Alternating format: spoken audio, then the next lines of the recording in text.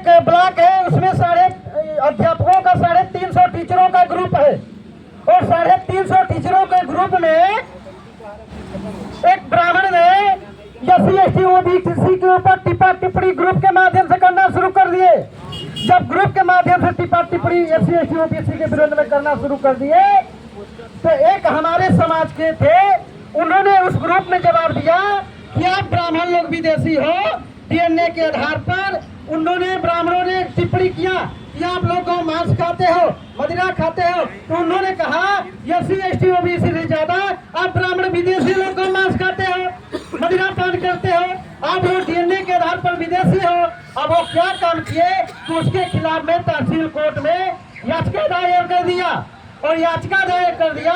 उसमें जज बुलाया, जज RSS से जुड़े हुए थे, जज ने चालाकी किया और जज ने जान गए कि अरे बहुत बड़ा मामला है, वो समझ गया बात को, उस मामले को रफा दफा कर दिया। क्या ये छोटी मोटी बात है, इससे कोई बहुत बड़ी बात नहीं है, खत्म कर दिया। फिर उस ब्राह्मण ने एक उपाध्याय, राम आश्रय उपाध्याय नाम के ब्राह्मण वकील को पकड़ा और पकड़ करके इसी चंदौली कोर्ट में याचिका दायर कर दिया हमारे लोगों के, हमारे वो जो कार्यकर्ता के ऊपर। जब याचिका दायर कर दिया चंदौली कोर्ट ने नोटिस इशू किया अपने में ही, अभी बाहर नहीं, अपने ही ब्राह्मणों में। उनको में खुशी क्या चला कि ये लोग जो है कि हम देखो हम उसके ऊपर मुकदमा दर्ज कर दिए और इसी 10 दिसंबर को कोर्ट में पेश होना था कि तुम कह रहे हो कि ब्राह्मण विदेशी है, इसका सबूत लेकर के आओ। कह रहे हैं ब्राह्मण मदिरा पान करते हैं, शराब पीते हैं, मांस खाते हैं, इसका सबूत नहीं लेकर के आओगे 10 दिसंबर को तो तुम्हें जेल के सलाखों के अंदर जाना पड़ेगा। ब्राह्मणों ने क्या रणनीति अपनाया?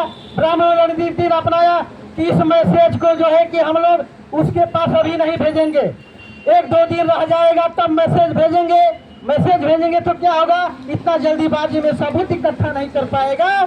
उन लोगों ने प्लान बनाया, लेकिन उसी में कब ब्राह्मणों ने इतना उत्साह हुआ उसको ये लगा कि हम केस कर दिए तो उस ब्राह्मण को भेजा और वो ब्राह्मण हमारे कार्यकर्ता को भेज दिया कि देखो तुम्हारे खिलाफ चंदौली कोर्ट में ब्राह्मणों ने केस किया हुआ है। तो साथियों जानते हैं क्या हुआ? हम लोगों ने इतना सबूत इकट्ठा कर दिया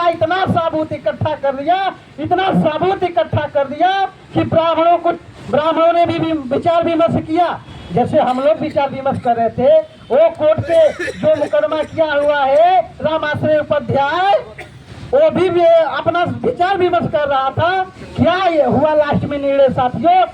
अभी सूचना मिली हमके 2 दिन पहले, उन लोगों ने भी चंदौली के कोर्ट ने उस याचिका को फेंक दिया और कहा कि अरे साला ये बहुत बड़ा मामला है। वो लोग जानते हैं कि DNA के आधार पर ब्राह्मण विदेशी है, इतना सबूत हम लोग इकट्ठा कर दिया कि लास्ट में इस मामले को अभी उभरा नहीं है। उभरेगा तो भी इतना सबूत है कि मुंह पर फेंक करके मारा जाएगा कि देख तुम किस आधार पर विदेशी हो, किस आधार पर विदेशी हो। इसलिए साथियों सिद्ध हो गया है। अब ज्यादा कुछ न कहते हुए साथियों, ये हम लोग बहुत सारे वक्ता हैं, ये सिद्ध हो चुका है कि ये लोग विदेशी हैं और विदेशी लोगों का इस देश पर राज नहीं होगा, नहीं चलने दिया जाएगा। साथियों ये तभी तक राज कर रहे हैं जब तक हमारे लोगों को इस विदेशी लोगों के बारे में जानकारी नहीं है। एक विदेशी जो दुनिया का यूएनओ कानून है उसमें लिखा हुआ है कि एक विदेशी दूसरे देश में जाकर के सिर्फ रह सकता है लेकिन शासन कर की जमात नहीं बन सकता है। लेकिन 30.5% ब्राह्मण जो विदेशी ब्राह्मण यूरेशिया से चल करके आया हुआ है, इन लोगों ने हमारे देश में आकर के इस देश के लोकतंत्र के चारों स्तंभ पर कब्जा किया हुआ है। ये कैसे है हमारे लोगों की इसके बारे में जानकारी नहीं है। हम लोग निरंतर दिन रात चल करके अपने लोगों को जगा रहे हैं कि ये देश हमारा है, ये देश हम SC ST OBC माइनॉरिटी लोगों का है, इस पे विदेशी ब्राह्मणों कब्जा नहीं होने देंगे, नहीं चलने देंगे। जितना जल्दी ये लोग जाग जाएंगे उतना जल्दी इन लोगों को बंदोबस्त हो जाएगा।